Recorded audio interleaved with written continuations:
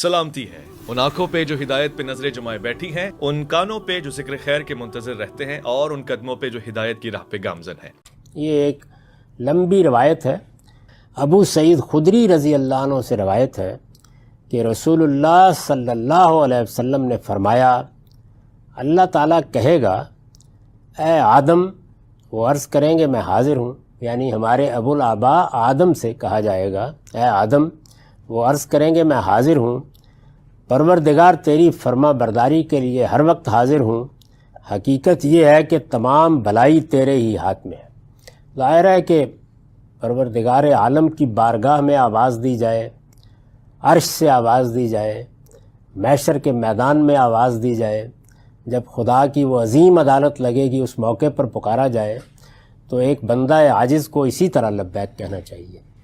بڑے خوبصورت الفاظ میں وہ یہ کہیں گے، عربی زبان میں یہ کسی بارگاہ میں کھڑے ہو کر بولے جانے والے الفاظ ہیں، یہ لبیک، صادق، اس طرح کے الفاظ، تو انہی کو وہ استعمال کریں گے۔ فرمایا اللہ کہے گا دوزخ کے لوگوں کو نکال لو، یعنی اس وقت جو جم غفیر ہے جس کا فیصلہ ہو گیا، تو اب ان میں دوزخ کے لوگوں کو الگ کر لیں، آپ ہی کی اولاد ہے۔ وہ عرض کریں گے دوزخ کے کتنے لوگ ہیں پروردگار؟ ارشاد ہوگا ہر 1000 میں سے 999۔ قرآن مجید میں بھی یہی ہے نا کہ ہم نے زیادہ لوگوں کو جہنمی کے لیے پیدا کیا ہے، تو وہ بھی نتیجے کا بیان ہے کہ اصل میں تخلیق کا مقصد تو یہ نہیں تھا، پیش نظر تو یہ تھا کہ لوگ جنت کے سزاوار ہوں، جنت کو آباد کریں، نفوس زکیہ کی حیثیت سے جنت میں جائیں، لیکن زیادہ لوگوں نے بدقسمتی سے ابلیس کی پیروی کی اور اسی کے مستحق ہوئے۔ ارشاد ہوگا ہر 1000 میں سے 999۔ نبی صلی اللہ علیہ وسلم نے فرمایا یہ وہی وقت ہوگا، یعنی یہ ابتدائی فیصلے کا وقت ہے، یہ وہی وقت ہوگا کہ بچے بوڑھے ہو جائیں گے اور ہر حمل والی اپنا حمل ڈال دے گی اور تم لوگوں کو مدہوش دیکھو گے حالانکہ وہ مدہوش نہیں ہوں گے۔ یہ قرآن کا حوالہ دیا۔ قرآن مجید میں یہ وقت کیا ہوگا، کیا صورت پیدا ہوگی، بالکل ابتدا میں یہ ارشاد فرمایا جائے گا، بلکہ اللہ کا عذاب ہی کچھ ایسا سخت ہوگا۔ ابو سعید خدری کہتے ہیں کہ آپ کی یہ بات سن کر سب مسلمان رونے لگے۔ ظاہر ہے کہ ہر ایک کے اوپر خوف طاری ہوگا کہ 1000 میں جب ایک ہی بچے گا جنت کے لیے تو پھر تو بڑا مشکل معاملہ ہو گیا، آسان نہیں ہے۔ اس پر رسول اللہ صلی اللہ علیہ وسلم نے فرمایا میانہ روی اختیار کرو اور راہ راست پر رہو، یعنی یہ کوئی مشکل بازی نہیں ہے۔ اصل چیز یہ ہے کہ تم اس توازن کو قائم رکھتے ہو جس کا تقاضا اللہ تعالیٰ نے کیا ہے، تم سے کوئی ایکسٹریم تقاضے نہیں کیے گئے۔ اپنے اوپر نگاہ رکھو اور دیکھتے رہو کہ تم کیا کرتے ہو۔ قاربو و سددو، یہ الفاظ اور روایتوں میں بھی آئے ہیں اور ایک مذہبی آدمی کے رویے کی تصحیح کے لیے آتے ہیں، چونکہ یہ ہوتا ہے بعض اوقات کہ جس وقت آپ اللہ کی طرف متوجہ ہوتے ہیں تو دنیا کی طرف نگاہ نہیں پڑتی، اور دنیا کی طرف متوجہ ہوتے ہیں تو بارہا اللہ تعالیٰ کو بالکل ہی فراموش کر دیتے ہیں۔ ان کے درمیان میں ایک سدید، سچی صراط مستقیم، اس پر رہنا چاہیے، اور وہ راہ کیا ہے؟ اللہ تطغوا فی المیزان، یعنی اللہ نے جو میزان ٹھہرا دی ہے عمل میں بھی علم میں بھی، اس پر قائم رہو۔ تو حضور نے فرمایا، تسلی دی کہ اس پر قائم رہو۔ یہ اس لیے ہوگا کہ ہر نبوت سے پہلے ایک جاہلیت کا زمانہ رہا ہے، یعنی اللہ تعالیٰ کے پیغمبر نے ان کو تسلی دی کہ اصل میں انسانوں کے ساتھ معاملہ یہ نہیں ہے کہ جیسے تمہیں ایک پیغمبر کا زمانہ میسر ہے، اللہ کا پیغمبر تمہارے درمیان موجود ہے، اللہ کے پیغمبر کو تم دیکھ رہے ہو اور تمہاری آنکھیں اس سے ٹھنڈی ہوتی ہیں، تمہارے لیے ایمان لانے، نعمتیں پانے، اللہ کے دین پر عمل کرنے کا ایک بہترین موقع میسر ہے، اس لیے تمہیں تعجب ہو رہا ہے کہ اتنے لوگ کیسے ہوں گے، یعنی یہاں پر تو اللہ نے ہمیں توفیق دی۔ تو فرمایا کہ اس لیے ہوگا کہ ہر نبوت سے پہلے ایک جاہلیت کا زمانہ رہا ہے، فرمایا سو یہ لوگ انہی میں سے لیے جائیں گے، یعنی وہ جاہلیت کا زمانہ ہے کہ جس میں انسان کے پاس وہ قندیل نہیں ہوتی جو پیغمبر آ کے ہاتھ میں پکڑا دیتے ہیں، اس میں بڑا اندیشہ ہوتا ہے اس کا کہ انسان اپنی فطرت کی روشنی کو نہ پہچان سکے اور نتیجے کے طور پر ایسی چیزیں اختیار کر لے کہ جو اللہ تعالیٰ کے ہاں اس کو جنت سے دور لے جانے والی ہوں۔ سو یہ لوگ انہی میں سے لیے جائیں گے. پھر اگر گنتی پوری ہو گئی تو ٹھیک, یعنی اللہ تعالیٰ نے جو اپنی جہنم بنا رکھی ہوئی ہے وہ بہرحال بھرے گی تو صحیح, تو وہ گنتی پوری ہو گئی تو ٹھیک, ورنہ منافقین سے پوری کی جائے گی. یعنی ادھر بھی ایک قوم پوری کی پوری موجود ہے, خود تمہارے اندر بھی وہ لوگ موجود ہیں کہ جنہوں نے اگرچہ بظاہر ایمان قبول کیا ہے لیکن باطن میں اللہ کے دشمن ہیں, اللہ کے رسولوں کے دشمن ہیں. لوگوں نے عرض کیا یا رسول اللہ وہ ایک شخص کون ہوگا جو 1000 میں سے بچا رہے گا؟ رسول اللہ صلی اللہ علیہ وسلم نے اس کے جواب میں فرمایا خوش ہو جاؤ, اس لیے کہ یاجوج و ماجوج میں سے 1000 دوزخ کے لوگ ہوں گے تو تم میں سے ایک ہوگا. یعنی وہی جن لوگوں کو پیغمبروں کی ہدایت ایک لمبے عرصے تک, جس کو آپ نے فرمایا نا کہ جاہلیت کا ایک زمانہ آ جاتا ہے, تو وہ یاجوج و ماجوج کے لیے, یافس کی اولاد کے لیے صدیوں پر محیط ہے, تم میں سے ایک ہوگا. پھر فرمایا تم 2 ایسی قوموں کے ساتھ ہوں گے کہ وہ جس کے ساتھ مل جائیں اس کی تعداد بڑھا دیتی ہیں, یعنی یاجوج ماجوج اور آدم و ابلیس کی اولاد میں سے ہلاک ہونے والے. یعنی ایک طرف تو یہ لوگ ہیں کہ جن کی طرف پیغمبر آئے, جنہوں نے پیغمبروں کی ہدایت کو براہ راست سنا, ایک لمبے عرصے تک جن کو یہ ہدایت میسر رہی, کتابیں ان کے پاس رہیں, ان کو اللہ تعالیٰ کا پیغام براہ راست پہنچا, ایک طرف وہ لوگ ہوں گے, اور دوسری جانب آدم و ابلیس کی اولاد میں سے ہلاک ہونے والے اور یاجوج ماجوج کے جو ایک لمبے عرصے سے نبوت سے محروم ہیں. اس ذات کی قسم جس کے ہاتھ میں میری جان ہے, مجھے امید ہے کہ تم جنت والوں میں چوتھائی ہوگے. یہ اب رسالت مآب صلی اللہ علیہ وسلم اس وقت کے مسلمانوں کی حالت دیکھ کر یا یہ توقع کر کے کہ میری دعوت پہنچ گئی, میرا پیغام پہنچ گیا, تو یہ امید کر رہے ہیں کہ 1/4 تو تم ضرور جنت میں چلے جاؤ گے. یعنی جو لوگ جنت میں جائیں گے ان کے 1/4. اس ذات کی قسم جس کے قبضے میں میری جان ہے, مجھے امید ہے کہ تم, ہم نے یہ سنا تو اللہ کا شکر ادا کیا اور تکبیر بلند کی. فرمایا اس ذات کی قسم جس کے قبضے میں میری جان ہے, مجھے امید ہے کہ تم جنت والوں میں 1/3 ہوگے. فرمایا کہ نہیں, میں تو اس سے بھی زیادہ توقع رکھتا ہوں. ہم نے پھر شکر ادا کیا اور اللہ اکبر کہا. نبی صلی اللہ علیہ وسلم نے پھر فرمایا اس ذات کی قسم جس کے قبضے میں میری جان ہے, مجھے امید ہے کہ تم جنت والوں میں آدھے ہوگے.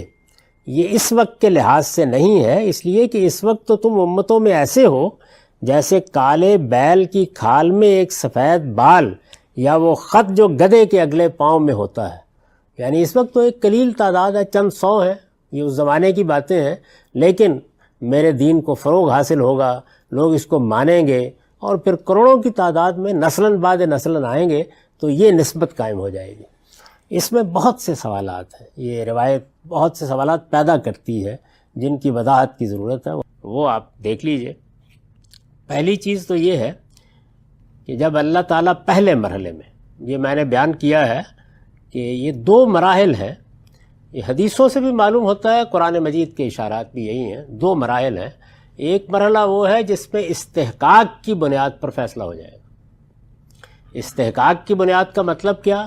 یعنی میرٹ پر کون لوگ ہیں کہ جو جنت کے لیے منتخب ہیں اور کون لوگ ہیں جہنم کے لیے منتخب ہیں. ابھی درگزر عذر سننے, بات کرنے کا کوئی موقع نہیں.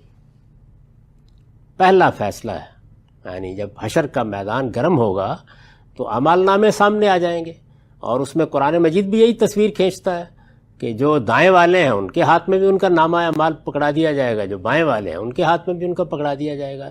تو یہ پہلے مرحلے کا معاملہ ہے. اس میں سارے فیصلے کی بنیاد یہ ہے کہ جو کچھ بھی کسر و جبر ہونا تھا اس کے نتیجے میں اللہ تعالیٰ کا فیصلہ ان اصولوں کی بنیاد پر کیا ہے جو قرآن مجید میں بیان ہوئے کہ یہاں پہ ہم فیصلہ کر دیں گے. تو اس میں یہ بات زیر بحث آئی تھی کہ آدم سے کہا جائے گا کہ یہ تمہاری اولاد ہے, تو اب آپ کر لیں الگ, لوگوں کے ہاتھ میں نامہ اعمال تو ہم نے پکڑا دیے ہیں. تو وہ تھوڑے سے سراسیمہ ہو کر یہ کہیں گے کہ پروردگار کتنے ہیں, یعنی دوزخ کے کتنے ہیں. تو وہاں یہ کہا تھا کہ ہر 1000 میں سے 999 دوزخ کے لیے منتخب ہوئے. یعنی پہلا جو معاملہ ہے وہ یہی ہے, ایسا ہی ہوگا. اتنی بڑی تعداد ہے کہ جس نے حق کو قبول نہیں کیا, حق کے سچے طالب نہیں بنے, اس کے تقاضے پورے نہیں کیے, یا اگر مانا ہے تو اپنی خواہشات کے اسیر ہو کر مانا ہے. تو پہلا فیصلہ تو یہی ہونا چاہیے, وہ سامنے آ جائے گا اس موقع کے اوپر. تو اس کے اوپر میں نے لکھا ہے کہ یہ اسی طرح کا اسلوب ہے جس طرح ہم کہتے ہیں کہ فلاں معاملے میں 1/1000 لوگ بھی صحیح رویہ اختیار کرنے کے لیے آمادہ نہیں ہوئے، یعنی گویا اس موقع کے اوپر جو نتیجہ ہے اس کو سامنے رکھ کر یہ انداز اختیار کیا جاتا ہے۔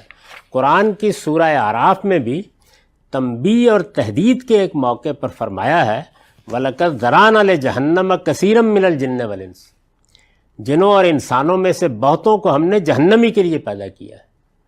مدعا یہ ہے کہ جنت کے لیے بہت کم لوگ منتخب ہو سکیں گے، زیادہ تعداد انہی لوگوں کی ہوگی جو حساب کے بعد پہلے مرحلے میں دوزخی کے مستحق قرار پائیں گے۔ یعنی پہلی جو تقسیم ہے یا پہلا فیصلہ ہے اس میں زیادہ تعداد، بہت بڑی تعداد، یعنی 1/1000 کی نسبت گویا کہہ لیجئے، یہ اہل دوزخ ہی کے معاملے میں ہوگی۔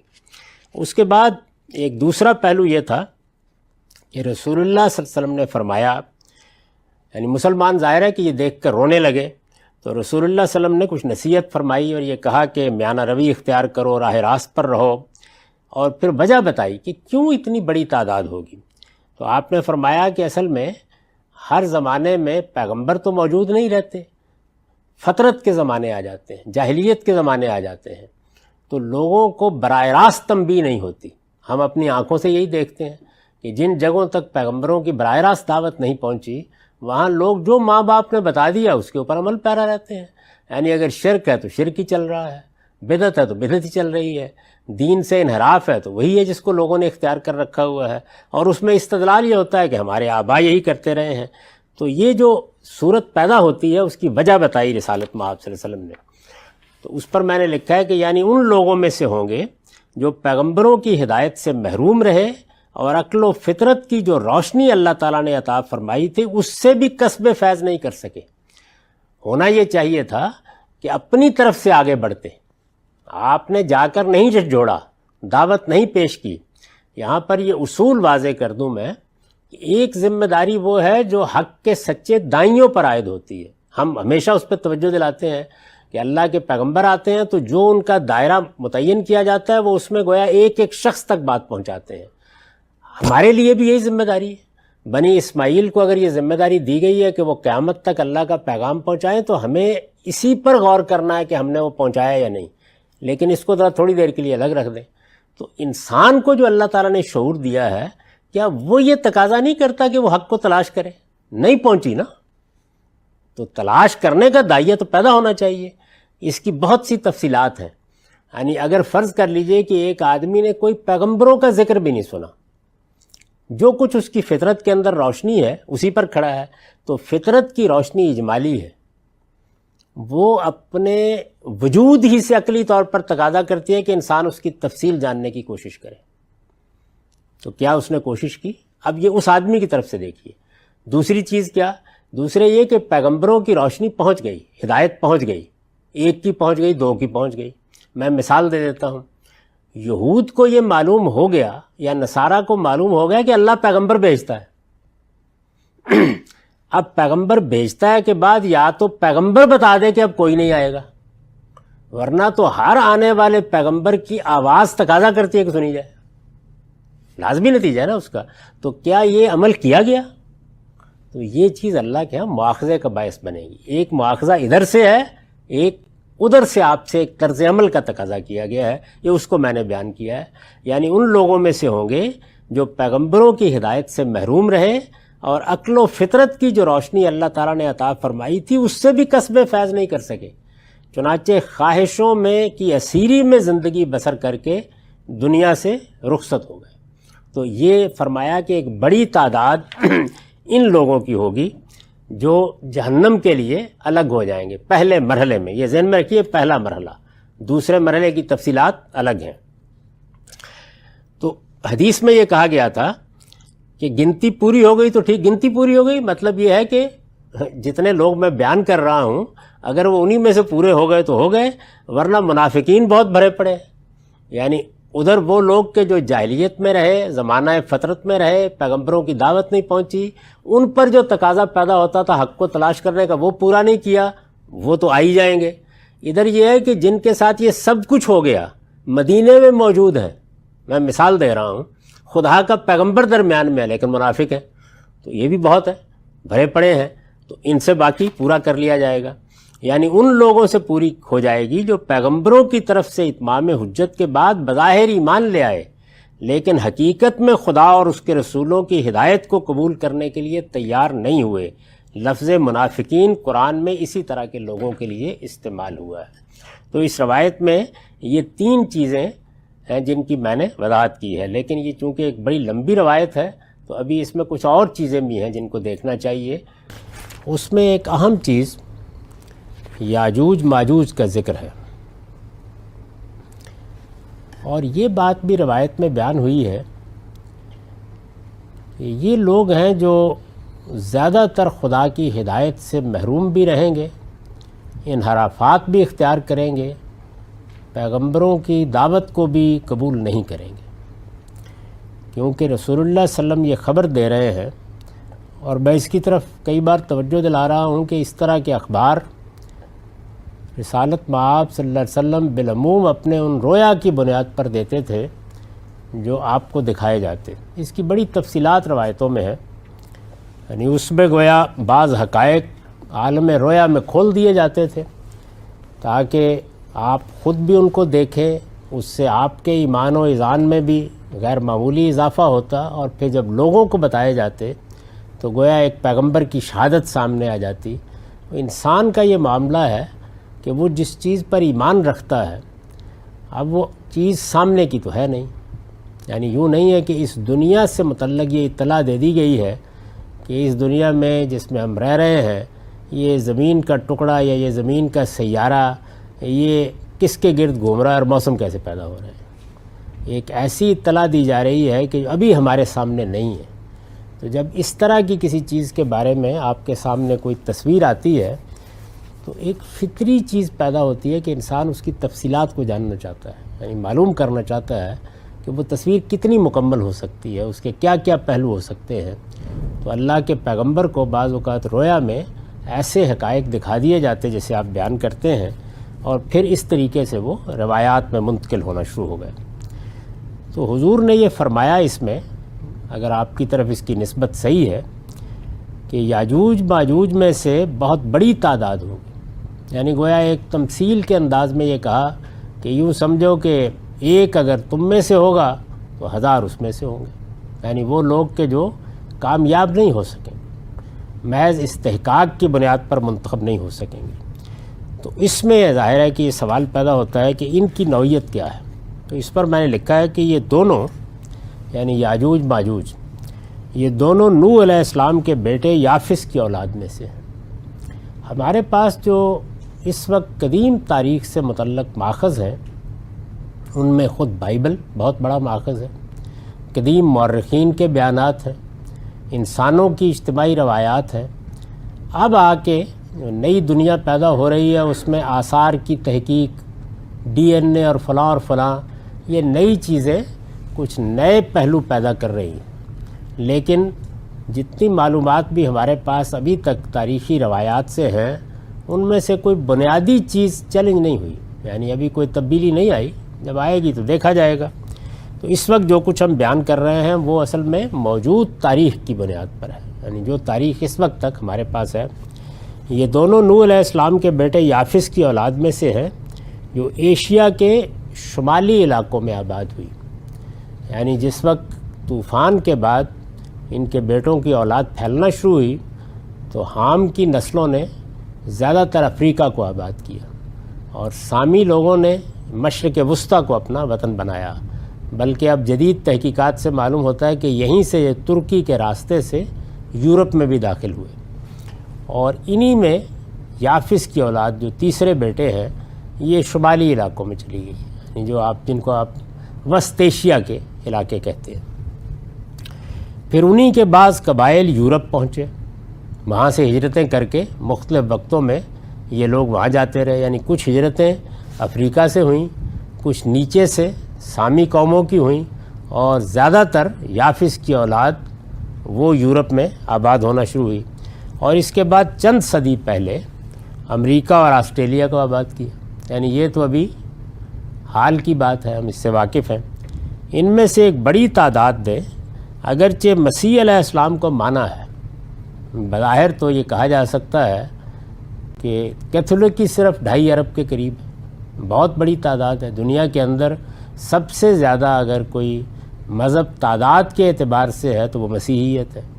تو اتنی بڑی تعداد نے اللہ کے ایک بڑے جلیل القدر پیغمبر مسیح علیہ السلام کو مانا ہے، لیکن خدا کے پیغمبر کی حیثیت سے نہیں مانا۔ یعنی جس حیثیت سے وہ آئے تھے وہ تو اس لیے آئے تھے نا کہ خدا کا پیغام پہنچائیں۔ پیغمبر کو ماننا کسی جلیل القدر ہستی کے عظیم ہونے کا اعتراف نہیں ہے۔ ہمارے ہاں بھی بہت بڑی بحث، فضائل کی بحث شروع ہو جاتی ہے۔ اصل میں تو یہ ماننا ہے کہ یہ خدا کا پیغام لے کے آئے ہیں۔ تو پیغام کیا ہے اس سے کوئی دلچسپی نہیں، مانا ہے لیکن خدا کے پیغمبر کی حیثیت سے نہیں بلکہ اس کے بیٹے اور جسدی ظہور کی حیثیت سے مانا ہے۔ یعنی یوں مانا کہ اصل میں جو فلسفے کی ٹریڈیشن چلی آ رہی تھی کہ یہ عالم، یہ مادی عالم، یہ کچھ بھی نہیں ہے، یہ تو اصل میں حقیقت مطلقہ کے عکوس و زلال ہے، تو وہی چیز مسیحی علم کلام میں جا کر اس پورے عالم کے بجائے سیدنا مسیح کی شخصیت میں مرتکز ہو گئی کہ ذات خداوندی کا جسدی ظہور، یعنی وہ کوئی جسم نہیں رکھتی ذات، لیکن جب اس نے جسم قبول کرنا چاہا تو کیا ہوا؟ مسیح جسدی ظہور کی حیثیت سے مانا ہے۔ باقی زیادہ تر توہمات کے پیرو رہے ہیں۔ دور حاضر میں بھی ان کی ایک بڑی تعداد اب الحاد کی علمبردار بن کر کھڑی ہو رہی ہے۔ یعنی علمی الحاد کا ماخذ بھی دور حاضر میں اگر آپ دیکھیں تو زیادہ تر یاجوج ماجوج ہیں۔ قرآن اور بائبل دونوں سے معلوم ہوتا ہے کہ یہ انہی کا خروج ہے جس کے بعد قیامت برپا ہو جائے گی۔ تو یہ ایک واقعی حقیقت ہے جس کو آج ہم دیکھ سکتے ہیں اور اس کا ماضی اور حال ہمارے علم میں ہے۔ تو رسول اللہ صلی اللہ علیہ وسلم نے یہ خبر دی کہ زیادہ تعداد ان میں سے ان لوگوں کی ہوگی جو نہیں منتخب ہو سکیں گے بربنائے استحقاق۔ یہاں زیر بحث یہ ہے، یعنی جس وقت اللہ تعالیٰ کی عدالت لگے گی تو یہ معلوم ہوتا ہے روایتوں سے بھی اور قرآن مجید کے اشارات سے بھی کہ پہلے مرحلے میں فیصلے کی بنیاد استحقاق بن جائے گا۔ اللہ کی رحمت کیا فیصلہ کرتی ہے؟ سب کو معاف کر دیتی ہے، کس کس کو معاف کرتی ہے، کس کے بارے میں کیا فیصلہ صادر ہوتا ہے، آخری حتمی حکم کیا ہے، وہ بات کا مسئلہ ہے۔ پہلے تو استحقاق کی بنیاد پر تقسیم ہو جائے گی کہ کون کس طرف کھڑا ہے۔ تو یہ اس وقت کا بیان ہے کہ اس وقت تو ان کی بہت بڑی تعداد ہوگی ان لوگوں میں جو جہنم کے لیے سامنے آ جائیں گے۔ اب ظاہر ہے کہ اس کے بعد نتیجہ کیا نکلتا ہے؟ نتیجہ یہ نکلتا ہے کہ دنیا میں بھی اگر آپ دیکھیں تو زیادہ تعداد انہی کی ہوگی۔ اس وقت بھی صورتحال یہی ہے۔ تو رسالت مآب صلی اللہ علیہ وسلم نے یہ فرمایا کہ یہاں پر بھی اور وہاں پر بھی ان کا نسبت تناسب یہی رہے گا۔ تو میں نے اس پر لکھا ہے مطلب یہ ہے کہ ان دونوں کی تعداد ہمیشہ زیادہ رہے گی، تاہم جب تک دنیا قائم ہے تمہیں انہی کے ساتھ رہنا ہے اور انہی کے ساتھ رہتے ہوئے اور ان کے تمام انحرافات کے باوجود اپنے آپ کو خدا کی ہدایت پر قائم رکھنے کی جدوجہد کرنی ہے۔ اس روایت میں جو کہا گیا ہے وہ یہ ہے کہ اللہ ان کو مٹا نہیں دے گا یا اپنی نافرمانی کی سزا دے کے ختم نہیں کر دے گا، اب قیامت تک ان کے ساتھ رہنا ہے۔ تم کو ساتھ رہنا ہے تو ظاہر ہے کہ ساتھ رہنے کا مطلب یہ ہے کہ جو خوبیاں ہوں گی وہ تو ہوں گی، لیکن انحرافات ہوں گے، ان کے الحاد کے مبلغ بھی بن جائیں گے، اور اس سے پہلے پوری دنیا کے اندر مسیح کی الوہیت کے علمبردار بن کے کھڑے رہے ہیں اور صدیوں سے کھڑے ہیں اور ایک عظیم سلطنت کے تحت کھڑے رہے ہیں۔ تو تمہیں ان کے ساتھ زندگی بسر کرنی ہے، کہیں بھاگ نہیں جانا، ان کے ساتھ ہی رہنا ہے۔ خدا کا امتحان یہی ہے۔ تو اس کے مقابل میں تمہاری تعداد کم ہوگی یہاں پر بھی اور وہاں پر بھی، یعنی ان لوگوں کے مقابلے میں جو دوسری امتوں میں سے جنت کے لیے منتخب کیے جائیں گے۔ اگر پیچھے بھی مڑ کے دیکھو گے تو وہاں پر بھی تمہارا نسبت تناسب یہی ہوگا۔ یہ غالباً اس لیے ہوگا کہ رسول اللہ صلی اللہ علیہ وسلم کے بعد دنیا کی آبادی تیزی کے ساتھ بڑھی اور دیکھتے دیکھتے اربوں تک پہنچ گئی ہے، یعنی آبادی کی نسبت بھی ایسے ہی ہے۔ اس سے ماضی میں اگر دیکھیں تو پہلے پیغمبروں کے ہاں خاص طور پر جو مختلف قوموں میں آئے تو بہت قرآن مجید نے ذکر کیا ہے کہ حضرت یونس اس بستی کی طرف بھیجے الی 100,000 و یزیدون، یہ 1,00,000 سے زیادہ تھی۔ اب ہمارے ہاں بعض بڑے شہروں کے چھوٹے سے محلے میں بھی 2-2.5 لاکھ لوگ آباد ہوتے ہیں، تو زمین آسمان کا فرق پڑ گیا۔ تو اس موقع کے اوپر حضور نے یہ کہا کہ اس وقت تم تعداد میں بہت کم ہو۔ روایتوں سے معلوم ہوتا ہے کہ نبی صلی اللہ علیہ وسلم پر آپ کے حین حیات ایمان لانے والے 1 لاکھ سے کچھ ہی زیادہ تھے۔ یہ جو تشبیہ دی آپ نے کہ جیسے ایک بیل ہے، سفید رنگ کا بیل، اور اس میں ایک کالا بال ہے، تو یہ گویا بتایا کہ اس وقت کی صورتحال یہی ہے، لیکن بتدریج یہ تعداد نسبت تناسب بڑھتی چلی جائے گی، اور پھر آخری نتیجہ بتا دیا کہ قیامت میں بھی پہلے انتخاب میں یہ صورتحال پیدا ہوگی۔ وآخر دعوانا الحمدللہ رب العالمین۔